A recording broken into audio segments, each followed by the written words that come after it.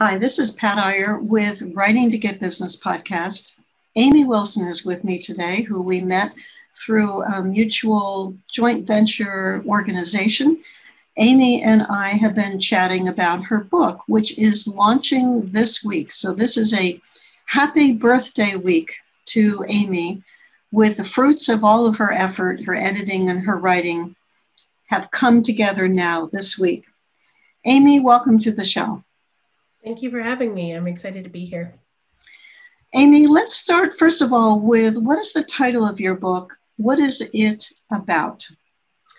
Yeah, so the title of my book is called Empathy for Change: How to Create a More Understanding World.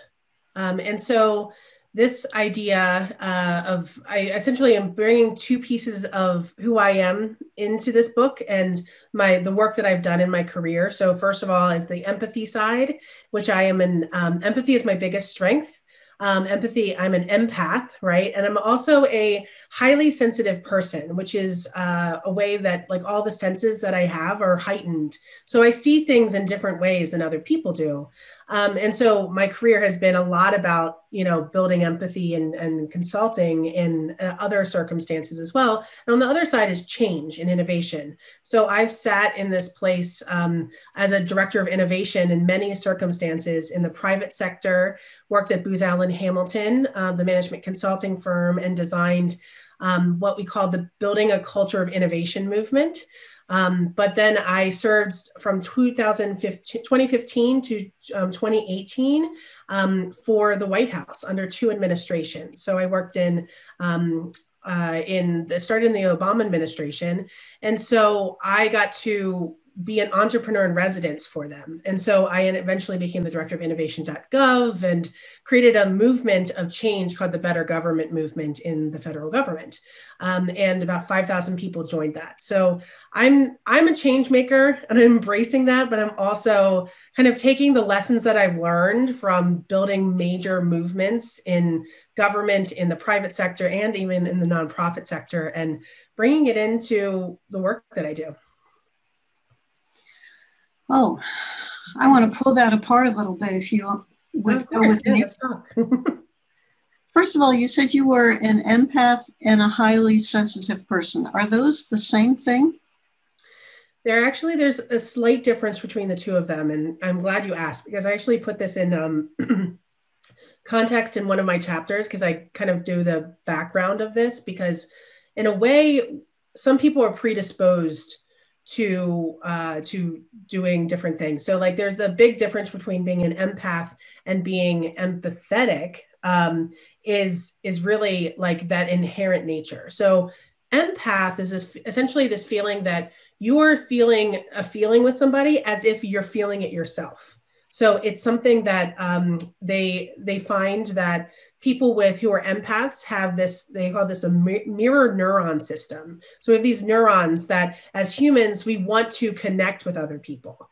And so people who are empaths actually have a more enhanced mirror neuron system. So they want to connect and they actually can't stop connecting, right? So they're very present with them. So it's very inherent, but empathy is actually something that is, research has shown that is a choice that people make. And it's also a learned trait.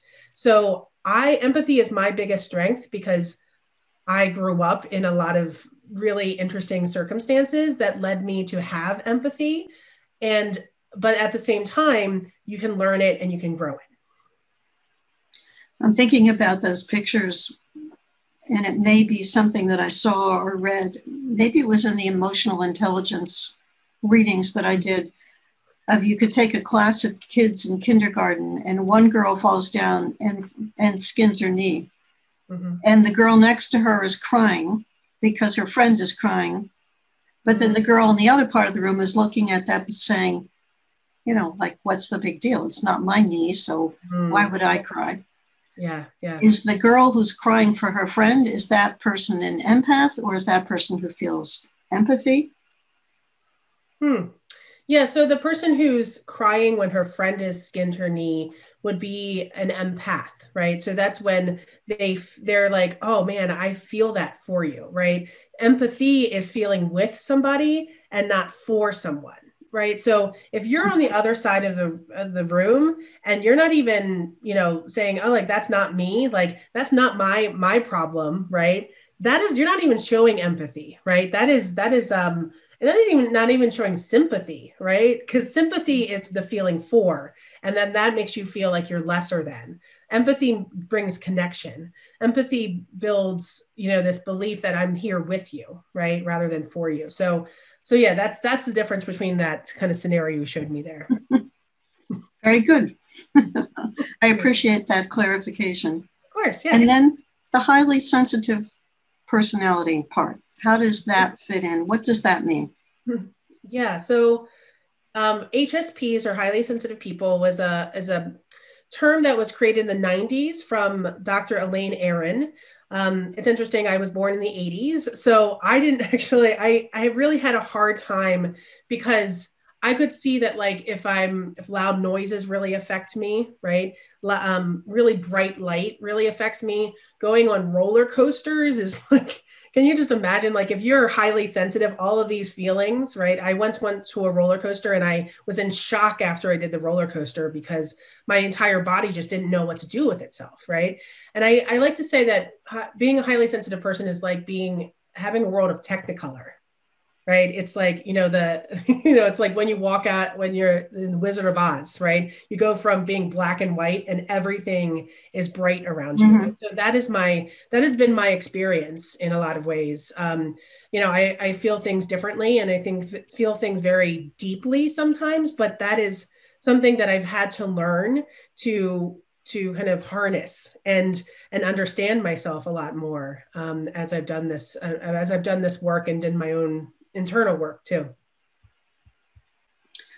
When you talk about a roller coaster, it makes me think of a trip I took on a roller coaster with my son when he was probably about, I would guess he's probably 5. We went on the Magic Mountain roller coaster in Disney World or Disneyland, one of the two. And it's a roller coaster in the dark with lots of noise and flashing and very disorienting. Yeah. I also consider myself to be a highly sensitive person. And what I remember is that partway through the roller coaster, the force of the centrifugal force threw him against me. His back of his head hit my face and drove my glasses into my nose, which is always a sensation if you wear glasses that you would not want to replicate. No. And I remember coming off of that roller coaster thinking that was the longest ride I have ever had in my life. It may have lasted 5 minutes or 10 minutes at the most, but it was so distressing if you're sensitive to the kinds of stimuli that are present on a roller coaster in the dark. So for anyone listening who considers themselves an HSP, don't do the roller coaster in the dark deal. Yes. And there's a lot of other things you shouldn't do too. So, but we can talk more about that later. You have all this experience in the area of empathy and innovation. Tell our listener how you pulled this all together to come up with the idea for your book. And first of all, is this your first book, the one that's being born this week? Yes. And I love how you say birthed, like this birthing, because I want to say that it's like I'm birthing this thing because I don't have any children myself, but it's like, this is what the thing I've been building, and it's a toddler now. And now I'm like putting it out in the world. I'm birthing this thing. So I love that. So this is my first book, but in my past experience, I have written a lot of things for the White House, like things for the impact of open data in the Obama White House. At Booz Allen, I wrote the innovation playbook. So like, what are the ways that we're going to spread this kind of innovative culture across the entire firm? At Booz as a presidential innovation fellow, that entrepreneur in residence in the White House, I am the director of innovation.gov. I co-wrote, we wrote a bunch of different research that's out there as well. And also on innovation.gov, we had a toolkit and a playbook and a lot of other things. And I'm also a technology policy fellow I have wear many different hats, as you can imagine. Mm-hmm. I'm a technology policy fellow with the Aspen Institute. And last year, what that is like, you're like a policy entrepreneur as well. So you think about, how do we tackle policy in new and inventive ways to solve some of our biggest challenges in the world? So I got the question about like, okay, this is a new book. The other part of the question, can you remember? Yes. What led you to decide to write the book? Yeah. So a couple things.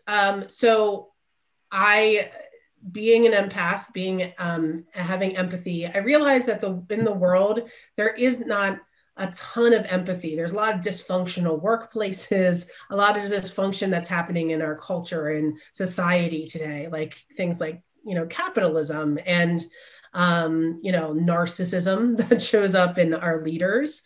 And one thing in particular, which was a catalyst for me to go on a personal journey of self-exploration, was when I was working in the most recent administration, at the White House. I was having a lot of difficulty kind of understanding the vision of what the Office of American Innovation wanted to do. I had created innovation.gov in this movement. It was a very big grassroots movement. But then what they wanted to do was to kind of turn this into like having deep impact, right? Deeper impact of going into an agency and the federal government and be able to transform the agency from the top down, or like this is like the bottom up. But my philosophy was open, participatory, and peer driven. So it's like more bottom up. It's like culture happens because of a movement and not a mandate. And that's a lot of the work that I did. But also when I go into that administration, it really showed that they believe in a different value system completely. I kind of knew that deep down inside, but I'd go into a meeting and trying to understand what their vision is in that meeting. And I was stepping into this new role, like I said, to create like a repeatable plan for 21st century government and go into agencies and to transform them from the ground up. And I was called the Center of Excellence around Transformation. And in that role, I was starting to create kind of like shared language and of like innovation for new organizations. So I go into this meeting with the people from the Office of American Innovation. And in that meeting, they stop me mid-sentence when I'm trying to talk. And they say, you know what? You're thinking about everything wrong. You need to think about how do you fit into what we're doing. And I was like, I'm sitting here and like, there's a ton of people who are like standing behind me that are like lots of public servants that are here that believe in what we're doing. And yet this person at the top is like essentially squashing this belief. And then by the end of that meeting, they said, you work for me and you work for this president. So for me, that was a whole kind of world that was kind of like opened up to me. And it was like, what happened? It was like after that meeting occurred, I ended up, getting fired from my position. I ended up getting, in the experience, I ended up getting fired. I ended up getting innovation.gov was taken down in retaliation. And then finally, I was told I could never convene the Better Government movement again. And so professionally, that was hard. Personally, it was hard. It was really, really difficult time. And so I decided after that time to take a sabbatical. And in the middle of that sabbatical all that happened like in 2018. So in 2019, I decided to take this time to recover, to understand what happened. And that is what ended up that journey led me to write this book in the middle of 2019. So I started it then, and then I finished editing the book during the pandemic, which was completely cathartic for me because I just needed to get my thoughts down on paper. So and to see what's happening in the world. And did you find another position in the public sector or the governmental sector or the private sector in the year 2020? Yeah, so in 2020, I ended up working mostly as I worked as a technology policy fellow in the Aspen Institute. So in a way, I was working with Aspen and doing a project for the first 3 months of the year. I usually live in Washington, D.C., but I was in San Francisco. So I moved to San Francisco on New Year's Eve of 2019 and to bring in the new year. Unbeknownst to us, we didn't know the pandemic was coming. So I was in San Francisco for the first 3 months of 2020 to do the in-person component of my fellowship. And then when I came back to the East Coast where I live, I was finishing up the Aspen program, and then I finished writing my book in 2020. All right. Yeah. I understand from talking with you before we began recording that you did some interviews with people to create the content for the book. Can you tell our listener what that process was like? How did you select the people? How did that interviewing process work out for you? Yeah. So at the time when I decided to write this book, I was saying, okay, I realized that I want to create a more empathetic world. And I just, I wanted to create a more empathetic world, and I wanted to get people who were leading change through empathy. And that's kind of, I just put it out on my social network, and I said, you know what, I'm starting this journey of writing a book. And so I'm really curious, who do you think in your world has the most empathy? And who else, who's leading change? And like, I started also defining for me what that means, right? What does empathy and change, what does that intersection mean? So I had a couple of people that I had in my life that I knew I wanted to do, but the vast majority of people who showed up in this were just people that I had found through that experience, that journey of reaching out to my colleagues and the people that I knew on social media. So, as you talk about the concept of empathy and change, it makes me think of how different the results are of change if you factor in empathy and you help people and involve people and listen to them and ask their opinions, versus if you don't have empathy and you say, this is the way it's going to be done. I'm pointing at the camera if you're watching this on video, if you're listening to it, this is the way it's being done. I'm pointing at Amy's head, and Amy is pulling back a little bit instinctively, like, I don't think so. Yeah, you can try that, but I'm not going along with that. Yeah. Can you share some insights about how you linked these concepts together, and what are the outcomes that you discuss in your book for change that factors in empathy and change that is missing that ingredient? Yeah, absolutely. I think one of a wonderful thing that I just happened this week in launch was I just published an article in Forbes magazine, which was lovely about this exact thing, that like when empathy is not present, we feel it, right? As people, like as humans, because it's such a human thing for us. It's like when we know we're not having empathy, we feel it, but most people don't understand what empathy really means and what it means to be empathetic, right? And so what I tried to go down was this path is trying to link the two, is number one, is that we have this, you dive into empathy, there's actually three kinds of empathy. If you look at the front of my book, there's a head, a heart, and a hand.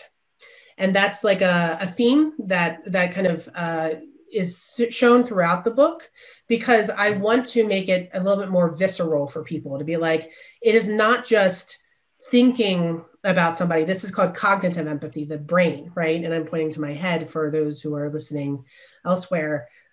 So that's called cognitive empathy. That's the kind of empathy that is like, I am able to take your perspective, right? That's like where the choice comes in, right? And what's interesting with cognitive empathy is that we will only have empathy for people that we truly value.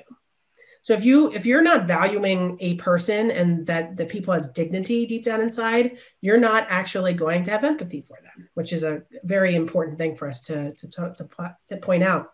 The second one is emotional or affective empathy. That's which is where the heart is. It's where I'm here to emotionally connect with you. And that requires you to understand your feelings in relation to another person. And the third one is the hand. And that's called compassionate empathy, or simply compassion. And that is where you are listening to somebody, you feel their feelings, and then you're willing to help if needed. But what I have found is really fascinating by that is like, you're willing to help if needed, but it's not telling you to help, right? There's no action that's actually happening. So as I was diving into these definitions and kind of talking about the head, the heart, the hand, and in that idea, I was like, there's something missing. So also, I've been building cultures of empathy and innovation, because of being an empathetic person, I build cultures of empathy, right?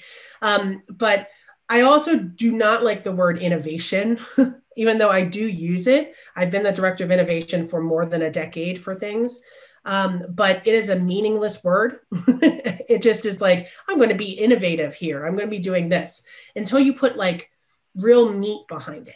And so when I thought about this, I thought about innovation really means that we're trying to make something better, right? It's positive change. And then I have this equation that I have in my book called change equals empathy plus action. So it's having those things, being there in presence with that person, being there with them, but then acting upon that.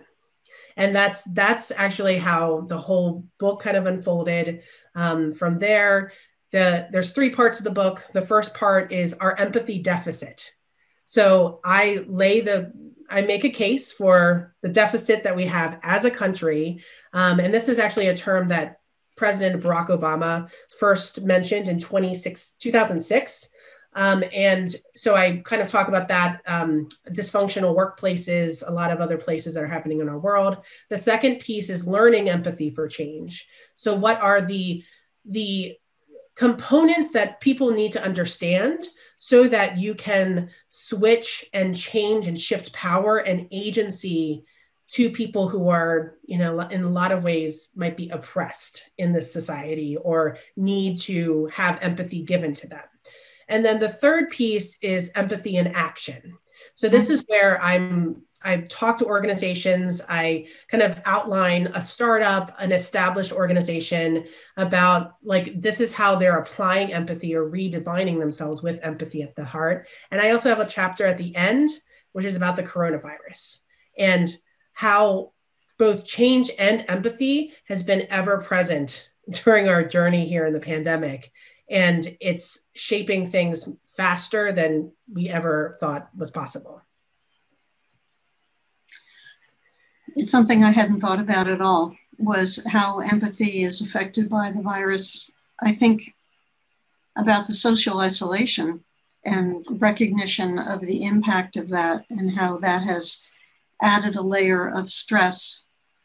I was just talking with an attorney and a nurse last evening about the opioid crisis and about how the social isolation is fueling opioid use, and opioid use becomes too expensive for addicts after a while, and then they move to heroin because heroin is a lot less expensive per dose than $30 for a pill of whatever on the street. And all of those things are spiraling and causing social and family and economic impacts. One aspect of the virus that you might not have been thinking about, I hadn't been thinking about it either until he tied it in for me. And he said, you're not, before the COVID pandemic, we put a lot of emphasis on the opioid crisis. Now it's gone underground, but it's larger than it ever was before. I have thought about that actually. I've did that because so as part of my story, my father I think I told you about this before we started recording here, but my father was an alcoholic and an addict in many parts of his life, and he just had this addictive personality. And so, as part of the journey that I've been on, I'm actually more predisposed to addiction myself and mental health. There was a lot of mental health issues that my father was having too. So I have struggled with, and I have been diagnosed with like complex PTSD, with anxiety and depression. And that shows up in a myriad of ways in my life, but it has led me to go down the path of not feeling loved, not feeling connected to people, not feeling like I belong in this world, to be frank, right? And so, so I've gone through a personal journey with this. I've seen other people in my life go through addiction. I've gone through my own addictions that I've had to deal with in various ways. And pardon me.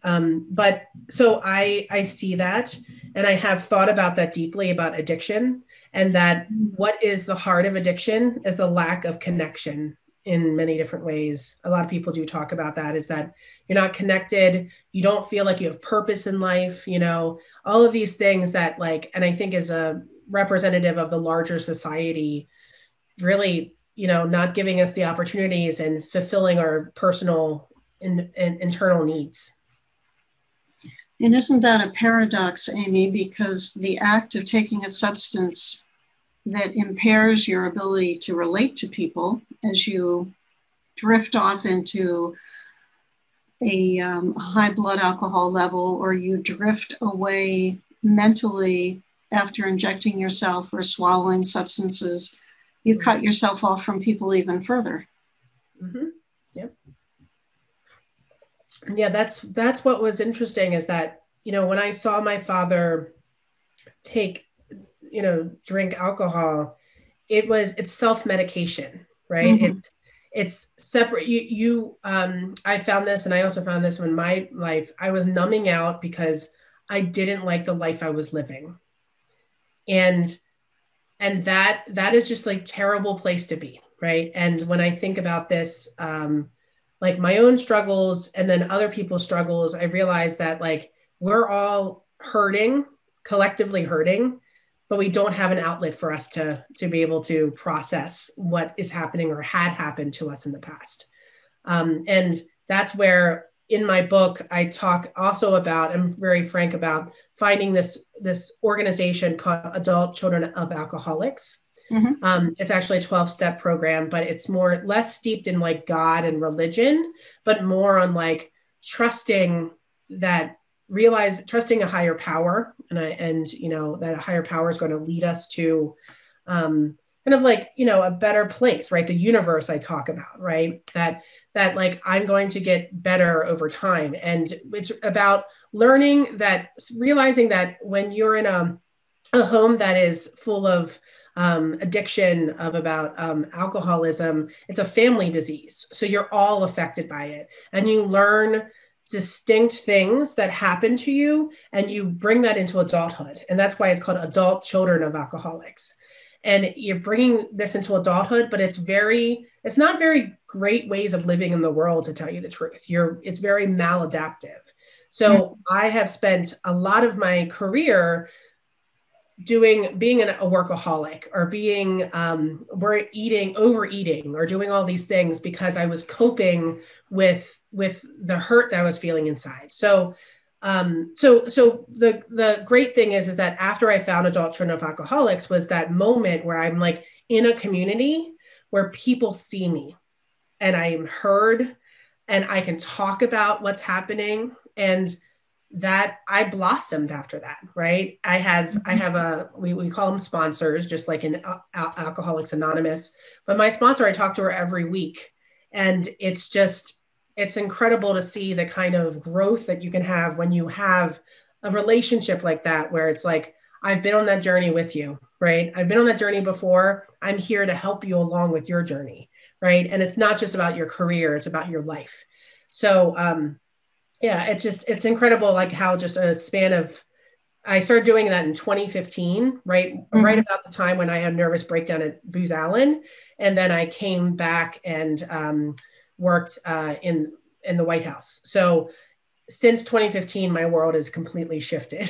So it's been It sure sounds like it. My goodness. Talk about changes. Yes, that's central to my being. Well, I'd like to ask you one last question before we wrap up. And that is, can you give us a quick overview? You talked about this as your launch week. I'm curious as to what you've done to launch your book. And then my last question will be, how can our listener find out more about you, your services, and where to buy your book? Okay. So what's the first part of the question again? I want to make sure I get that right. The launch week. What are you doing this week to launch the book? Yeah. So, I mean, we're still in a pandemic. So a lot of the stuff is a lot of virtual stuff. And I'm also living on the East Coast and it's been snowing a lot recently. So it's kind of cold. So not like I can just like have an outside book signing for people. So, but I do plan on having one in the spring. So what that has entailed was doing a lot of things virtually, right? Doing podcasts, doing talks. I think this is probably my 6th or 7th podcast in the past few weeks. And I have many of them. 2 of them came out yesterday, for example. I didn't know that they were going to come out the same day. But I also, tomorrow, if anybody is interested, I don't know if this is actually being probably recorded, not out before then, but I'm doing a live stream with a friend of mine who's going to be interviewing me and just kind of more like a interesting session. And then I did a live stream on Wednesday to talk about the book and celebrate with one of my best friends who's a stand-up comedian and a storyteller. So we were testing out live stream because I just got accepted into LinkedIn Live.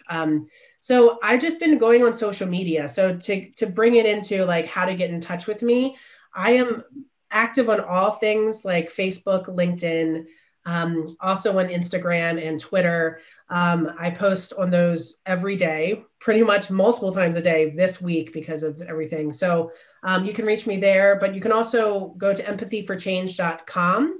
That will direct you to my personal website where you can learn more about me, my services, my journey. And I have a publication on Medium called Empathy for Change. And I've been writing pretty much every other day, snippets from my book or things that came up. For like example, on Martin Luther King's Day, I did a thing honoring MLK and the journey that they had to do to actually have MLK Day, which is a fascinating story. So you can find me in all those places. And I'm on Amazon. The book is on Amazon and anywhere else books are sold, Barnes & Noble, Bookshop, other places too, like, and then once we can actually come in person to independent bookshops or any kind of bookshops, it will be available everywhere too. Oh, and also an Overdrive. So libraries, it's available in your library. So if you go into your online in your library, you can actually download it as well. But I would suggest you might want to download it and give a review. It would be great to have you read it and do a review on Amazon for us to get the word out. And one thing I will ask, which is the last thing I'll say, is if you can, pass along this podcast or just some information about to like 5 people that would love to hear this message or need to hear this message, I would be eternally grateful. So that'd be helpful. Thank you. Well, thank you, Amy. I've been talking with Amy Wilson. This is Pat Iyer discussing her book that was born this week, Empathy for Change. I would echo Amy in requesting that you tell other people who are interested in writing books or who have written books about the podcast, because we love to be able to share the knowledge of our authors with our audience. And be sure to come back next week or click on down for the next interview, the next guest, in which we're talking about writing to get business.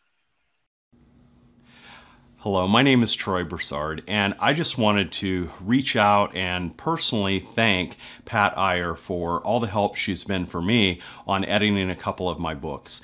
Now, I'm a constant content creator. I'm always writing a book. In fact, I'm working on 3 of them right now. And it's nice to have someone that can be that second set of eyes, right? I'm a pilot. It's nice to have a co-pilot. And Pat has always been my co-pilot. She is the go-to person that I reach out to each and every time I need to have my books edited, to make sure that my voice is consistent, to make sure that the facts are checked right. She found a recent fact error that was just a faux pas on my part. I quoted the wrong person. I had to, a reference to somebody else in my mind, and it was an incorrect quote. And she caught that, saved me public embarrassment as I release a book with a crucial piece of factual data, accidentally, but erroneous, right? And that's what I enjoy about Pat. She keeps the writing in my voice, which is very important to me. And it's funny because in the last edit that she did for me, she said, there's a lot of testosterone in there. I softened it up a little bit. And I joke and I laugh because I'll probably put a little bit of that back.